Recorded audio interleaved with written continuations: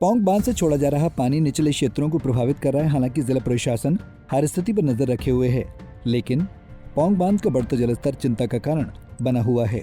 DC Kangra Hemraj Bairwa ने कहा कि पौंग बांध का जलस्तर वर्तमान में 1382 फीट पर है। जलस्तर में लगातार वृद्धि हो रही है, जबकि 60,000 क्यूसेक के लगभग पानी छोड़ा जा रहा है। अगला सप्ताह मानसून की दृष्टि से और मौसम विभाग के अनुसार थोड़ा राहत देने वाला है। ऐसे में उम्मीद है कि इनफ्लो घटेगा और आउटफ्लो मेंटेन करते हैं तो पौंग बांध का जलस्तर घटना चाहिए, लेकिन ऐसी स्थिति नहीं बनती है और जलस्तर और बढ़ता है। ऐसी स्थिति में पौंग डैम से ज्यादा पानी भी छोड़ा जा सकता है। पौंग बांध प्रशासन से लगातार संपर्क में है तथा उनसे यही कहा गया है कि पानी छोड़ने की स्थिति में 1-2 दिन पहले सूचित करें, जिससे कि प्रभावित होने वाले क्षेत्र के लोगों को सुरक्षित निकाला जा सके। जिले भर में बरसात से अब तक 358 करोड़ के नुकसान का आकलन किया गया है। जिला प्रशासन के पास पहुंचे आंकड़ों के अनुसार जिले में जल शक्ति विभाग और लोक निर्माण विभाग बरसात से खासा प्रभावित हुए हैं। डीसी कांगड़ा हेमराज बैरवा ने बताया कि जिले में अब तक 358 करोड़ का नुकसान आंका गया है, जिसमें जल शक्ति विभाग और लोक निर्माण विभाग को ज्यादा नुकसान हुआ है। वहीं धर्मशाला मैक्लोडगंज वाले ज्यादातर रोड प्रभावित हुए हैं। नेशनल हाईवे हरकत में आया है। प्रयास किए जा रहे हैं कि रोड प्रभावित हो रहे हैं उन्हें सभी प्रकार के वाहनों के लिए समय रहते खोला जा सके। साथ ही इस तरह की समस्याओं के लिए स्थायी समाधान भी ढूंढे जाएं। पौंग बांध में जो पानी का हमारा जल स्तर है प्रेजेंट सिचुएशन में लगभग 1382 फीट के लेवल पर वो पहुंच चुका है और पानी लगातार वहाँ से छोड़ा भी जा रहा है और बीबीएमबी अथॉरिटीज़ के साथ हम लोग लगातार संपर्क में हैं। हमारे साथ सिचुएशन ऐसी है कि डैम की सेफ्टी भी आवश्यक है, तो जो हमारे डाउनस्ट्रीम एरिया में जो लोग रह रहे हैं उनकी सेफ्टी भी आवश्यक है। अभी जो पानी छोड़ा जा रहा है लगभग 60,000 क्यूसेक के आसपास छोड़ा जा रहा है, जिसमें से स्पिलवेज के माध्यम से एज वेल एज टरबाइन के माध्यम से पानी छोड़ा जा रहा है। उस स्थिति में भी हमारा लगभग 125 हेक्टेयर ज़मीन हमारी लोगों की बही है, उसमें फसलें लगी थी वो भी ख़राब हुई है। कुछ फैमिलीज़ के घर भी उसके अंदर गए हैं और काफ़ी फैमिलीज़ को रिलोकेट भी किया गया है दोनों फतेहपुर और इंदौरा दोनों सब डिविजन्स में। अब जल स्तर अगर बढ़ेगा तो हमें वाटर रिलीज़ जो है उसको बीबीएमबी के साथ मिलकर उसमें बढ़ोतरी भी होगी। तो हम लोगों ने बीबीएमबी के साथ यही डिस्कशन किया है कि जब भी मेजर वाटर रिलीज़ का प्लान बीबीएमबी करता है तो हमें कम से कम 1-2 दिन पहले सूचना करें, ताकि हम उस क्षेत्र में रहने वाले लोगों को रिलोकेट कर लें, ताकि जानी नुकसान या इनकन्वीनियंस पब्लिक वाली ना हो। इनंडेशन नेचुरली जब पानी छोड़ेंगे तो ज़्यादा होगा, लेकिन जो लोगों को इनकन्वीनियंस होगी उसको हम मिनिमाइज़ करने की कोशिश करेंगे।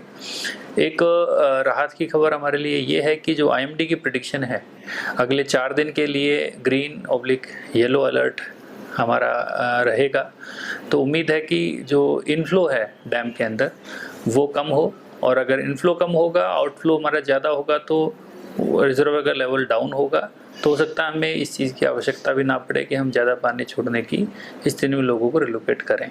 लेकिन हमें इवेंचुअलिटीज़ के लिए रेडी रहना पड़ेगा और एक एडवांस्ड प्रिकॉशनरी प्रिवेंटिव स्टेप्स के तहत हमें लोगों को वहाँ से रिलोकेट भी करना पड़ेगा। बात की जाए तो सर धर्मशाला के अलग अलग क्षेत्रों में जो हमारे कुछ रोड हैं, खासकर मैक्लोडगंज को जाने वाले रोड हैं, वहाँ पर जगह जगह सिंक ज़मीन हो रही है।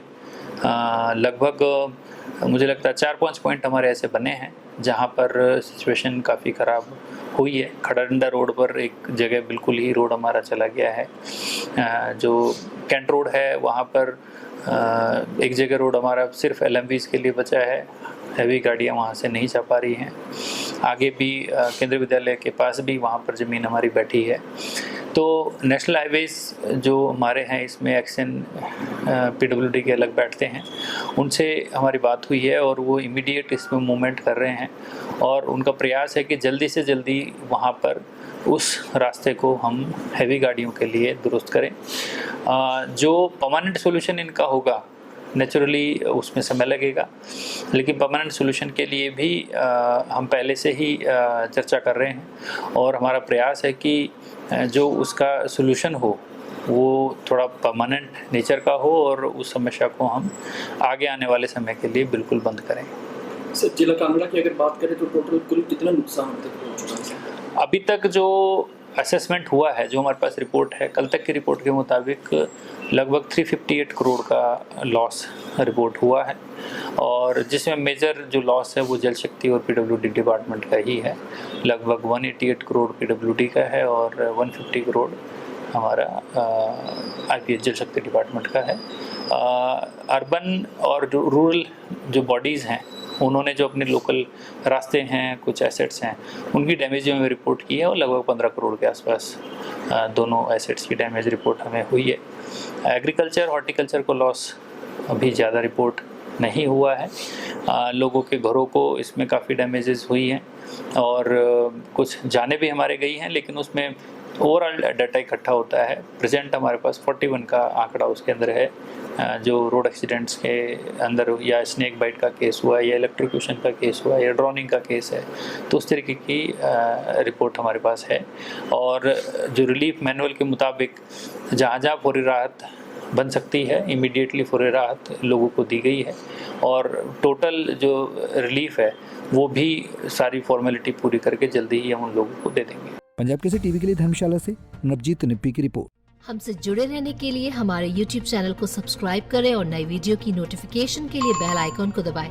अगर आप ये वीडियो Facebook पर देख रहे हैं तो लाइक जरूर करें और ज्यादा से ज्यादा शेयर करें। इसी तरह के और भी अपडेट्स के लिए फॉलो करें हमारा Instagram पेज himachal.ke।